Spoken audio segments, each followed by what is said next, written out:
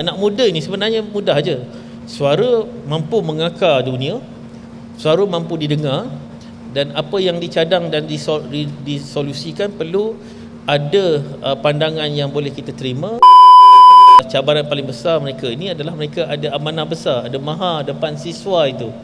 Jadi apabila sebut ada maha depan siswa itu, cabarannya bagaimana sekarang ni belajar dalam kolam yang terukuh, akhirnya keluar dari lautan bergelora, dan tentunya kita akan mendapat pandangan-pandangan daripada sepanjang hidup bergelar mahasiswa itu.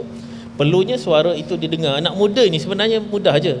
Suara mampu mengakar dunia, suara mampu didengar, dan apa yang dicadang dan disolusikan perlu ada pandangan yang boleh kita terima, dan bagaimana kita nak memaksimalkan hasrat dan juga impian itu.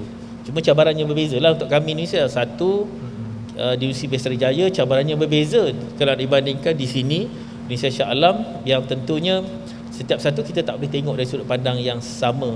Jadi secara keseluruhan, secara round pertama ni kita melihat begitu, ada ruang-ruang, platform-platformnya pun ada. Malah dari segi dalam talian pun kita ada TCMS, yang mana apa saja keluhan, cadangan dimasukkan di situ untuk kita nilai dan kita perbaiki sedaya mungkin.